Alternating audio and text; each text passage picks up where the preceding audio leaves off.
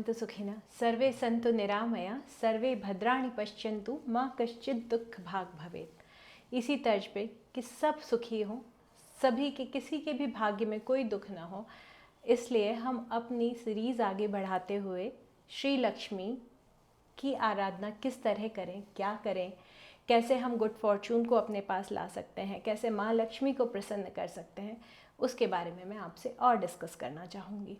सबसे पहले हम यदि माँ की आराधना करना चाहते हैं, माँ को प्रसन्न करना चाहते हैं, माँ को परमानेंट अपने पास रखना चाहते हैं, तो उसके लिए उनको जो प्रिय हैं उनकी आराधना भी बहुत ज़रूरी है।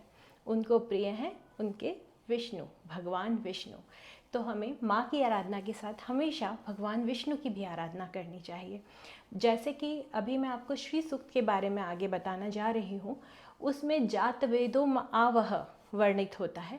उसमें जात वेदों से हम भगवान विष्णु को ही संबोधित कर रहे हैं। तो इसलिए हम यहाँ पर यदि भगवान विष्णु की आपके पास कोई प्रतिमा नहीं है या किसी तरह से आप नहीं कर पा रहे हैं, तो हम श्री यंत्र आपने सुना होगा, श्री यंत्र की आराधना भी कर सकते हैं। उन्हें भी हम भगवान विष्णु का ही स्वरूप मानते हैं। तो यदि भगवान विष्णु आपके घर में है तो लक्ष्मी जी तो कहीं और जाएंगी ही नहीं। भगवान विष्णु के साथ वो स्थायी रूप से आपके यहाँ रहना पसंद करेंगी। हम विष्णु जी की आराधना करेंगे, साथ में लक्ष्मी जी प्रसन्न होंगी। इसलिए आप हमेशा ध्यान रखें कि आप भगवान विष्णु की भी आराधना श्री लक्ष्मी के साथ करेंगे। माँ की आराधना के लिए वैसे तो आप बहुत सारी चीज़ें आप खुद जानते हैं, लेकिन कुछ और चीज़ें हैं जो मैं आपसे डिस्कस करना चाहूँगी। जैसे कि आपको मैंने पिछले वीडियो में बताया है कि बेल फल और बेल वृक्ष कहीं माँ लक्ष्मी के तपस से उत्पत्ति हुई है। तो आप बेल वृक्ष की रोज़ आराधना करें। आप बेल वृक्ष में दिया लगाएं। आप 3 समय दिया लगा सकते हैं, 3 समय लगाएं। आप एक समय एक पक्ष में दिया लगा सकते हैं। आप सांध्यकालीन उसको दिया लगाएं। आप बेलपत्र की आराधना करें। और माँ लक्ष्मी को मंदार वृक्ष बहुत पसंद है। मंदार का मतलब है पारिजात। पारिजात का वृक्ष, हर श्रृंगार का वृक्ष, उसकी भी आप आराधना कर सकते हैं। उसके फूल माँ को बहुत पसंद है, उसके फूल भगवान शिव को भी बहुत पसंद है, उसके फूल विष्णु जी को भी बहुत पसंद है। तो उससे आप आराधना कर सकते हैं। आप हवन में भी मंदार वृक्ष के पुष्प जो आगे छोटे छोटे होते हैं, सफ़ेद होते हैं, पीछे ऑरेंज कलर का उनमें डंडी होती है, आप उसकी भी आहुति माँ का यदि हवन करें, शुक्रवार को छोटे छोटे हवन करें, 11 आहुति ही देना चाहें तो उसमें आप उस पुष्प की भी आहुति दे सकते हैं। मंदार का वर्णन हमको वेदों में मिलता है और उसी ही पारिजात या हरश्रृंगार कहा जाता है। मंदार नाम से आप मदार से कंफ्यूज मत होइएगा, क्योंकि जो मदार है, मदार यानी अर्क का पेड़ या आंकड़े का पेड़ या अकौवा का पेड़। हाँ, मदार की जो सफ़ेद फूल होते हैं उसमें गुलाबी या बैंगनी से फूल होते हैं। जो सफ़ेद फूल वाला मदार है वो भी लक्ष्मी जी को प्रिय है, उसमें भी लक्ष्मी जी का वास है, उसमें गणपति जी का भी वास है। तो आप उसकी समिधा आप महालक्ष्मी के हवन के लिए आहुति देने के लिए उपयोग कर सकते हैं। बेल वृक्ष का जो फल होता है, बेल का फल, आप उसकी भी आहुति माँ के हवन के लिए कर सकते हैं। आप फल को तोड़ें, उसका जो कवर है उसको घी में डुबोएं और फिर आप उसकी आहुति दें। और इसके अलावा आप माँ को सारे सफ़ेद जो फ्लावर्स होते हैं, सारे वाइट फ्लावर्स जो होते हैं, जो हमारे पहले से चले आ रहे हैं, जो खुशबूदार वाइट फ्लावर्स होते हैं, आप शुक्रवार को माँ को ज़रूर उन्हें अर्पित करिए। आप नहीं कर सकते, हवन करने का आपको समय नहीं है, तो आप खुशबूदार, आप हर श्रृंगार, मंदार हो गया, आप केतकी भी, और जो भी खुशबूदार फ्लावर्स हैं, जैस्मिन के सारे जो भी फ्लावर्स हैं, आप माँ को अर्पित कर सकते हैं। माँ की आराधना के लिए मैंने इससे पहले वाले वीडियो में आपको कुछ बीज मंत्र दिए थे। उसमें से एक सबसे छोटा बीज मंत्र था श्रीम। आप श्रीम श्रियाय नमः इसका जाप कर सकते हैं। और माँ के माला करने के लिए, माँ के जाप करने के लिए आप हमेशा कमल गट्टे की माला का उपयोग करें। कमल गट्टे की 108 मनके की जो माला होती है, आप उससे माँ का जप कर सकते हैं। माँ का हवन करने के लिए, माँ को आहुति देने के लिए आप जो समिधा उपयोग कर सकते हैं वो पलाश की समिधा भी उपयोग कर सकते हैं। पलाश, मदार, अशोक और बेलपत्र, इन सभी की संविधा आप माँ को प्रसन्न करने के लिए उपयोग कर सकते हैं। जैसे जैसे हमारा सीरीज़ आगे बढ़ेगी मैं एक एक ऋचा की आपको उपयोगिता बताऊंगी, श्री यंत्र की, श्री सूक्त की एक एक ऋचा की उपयोगिता बताऊंगी और उसमें किस संविधा का आपको यूज़ करना है और उससे आप क्या बेनिफिट ले सकते हैं वो सब मैं आपको डिटेल में बताऊंगी। लेकिन उससे पहले मैं सोचती हूँ शुभस्त शीघ्रम, आप लोग रोज़, आप कुछ भी ना कर पाएँ, आप लोग रोज़ श्री सूक्त का पाठ करें। आप श्री सूक्त पाठ खुद नहीं कर सकते हैं तो इसके बाद मैं नेक्स्ट वीडियो जो डालने वाली हूँ वो श्री सूक्त का बिना किसी आडंबर के श्री सूक्त के पाठ का वीडियो डालने वाली हूँ। आप रोज़ श्री सूक्त का पाठ आप अपने फ़ोन पे लगा लें, उस वीडियो को लगा लें क्योंकि उसमें बहुत सुस्पष्ट, बहुत क्लियर प्रोनाउंसिएशंस है। मैंने उसको बहुत अच्छे से, बहुत सोच समझ के रिसाइट किया है।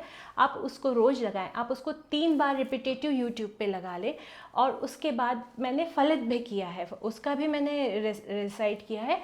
सबसे 3 बार आप वो लगाने के बाद एक बार आप उसे भी चला लें।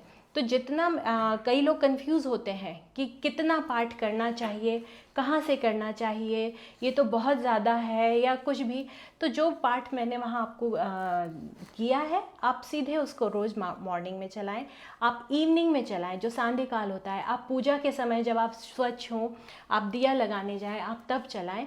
और आई गारंटी श्री सूक्त से माँ लक्ष्मी और भगवान विष्णु दोनों बहुत प्रसन्न होते हैं और वो प्रसन्न है तो हम प्रसन्न हैं, दुनिया प्रसन्न है। माँ का हवन करने की मैं आपको सबसे ज़्यादा आपको सजेस्ट करूँगी।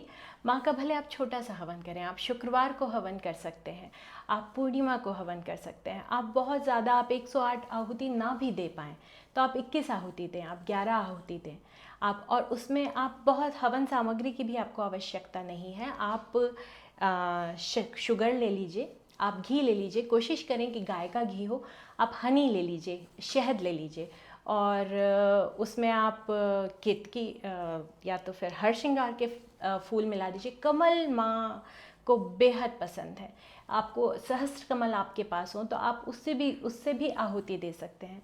अष्टदल कमल हो तो भी आप आहुति दे सकते हैं। आप जो सिंपल कमल हमारे मार्केट में मिलता है आप उसको भी चढ़ा सकते हैं, माँ को अति प्रिय है क्योंकि माँ का आसन भी अष्टदल कमल पर है, आप उसकी आहुति भी दे सकते हैं।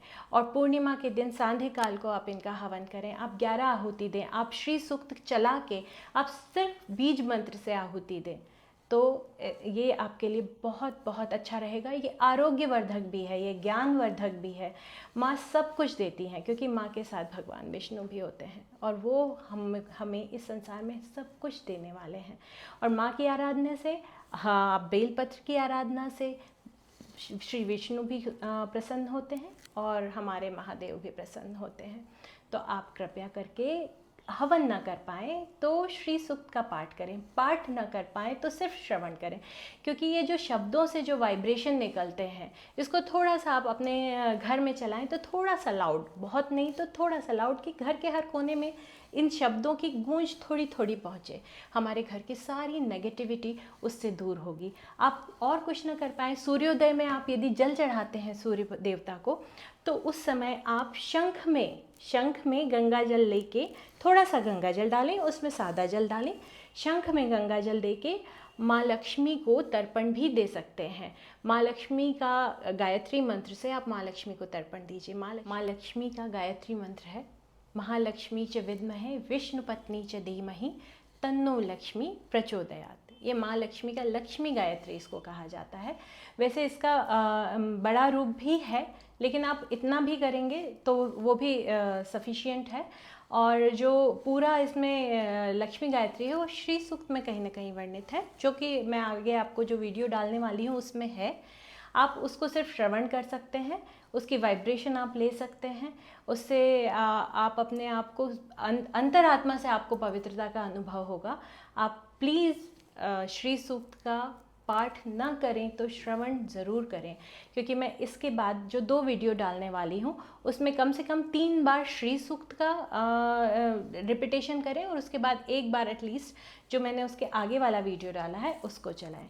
और जब भी आप हवन करें तो श्री सूक्त से हवन करें और आखिरी में ज़रूर जो मैंने आपको नेक्स्ट वीडियो डालूँगी उसका 1 बार पाठ ज़रूर सुनें।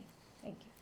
अब आखिरी में मैं आपको माँ के हवन में जो आपको आहुति देनी है उसमें कई मुद्राएं होती हैं। आप ऐसे, ये जो मुद्रा है ये इस तरह से हवन में आहुति कभी नहीं दी जाती। आप इस तरह से कभी भी आहुति मत दीजिए, इसको शुक्री मुद्रा बोलते हैं।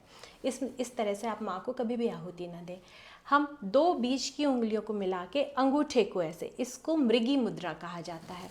आप ये इस तरह से और ये अंगूठे की सहायता से हवन सामग्री की आहुति दें, इसको मृगी मुद्रा कहा जाता है। इससे माँ ज़रूर बहुत ज़्यादा जल्दी प्रसन्न होती हैं। और ये संभव ना हो तो ये भी एक मुद्रा है जिसमें तीनों उंगलियां ऐसे मिली हैं और ये वाली उंगली कनिष्ठा अलग है, इसको बोलते हैं हंसी मुद्रा। आप इससे भी ऐसे हवन कर सकते हैं। अब इसके बाद मैं आपको वो वाले वीडियो जो मैंने श्री सूक्त का रिसाइट किया है वो मैं आपको डालूंगी, आप उसको ज़रूर देखें, आप उसको ज़रूर रोज़ सुने। आप सुबह सुने, आप शाम सुने, तब आपके घर का वातावरण इसको सुनने से भी अच्छा होगा। और जब आप ये करें तो एटलीस्ट आप अपनी शुद्धता का ज़रूर ख्याल रखें। Thank you.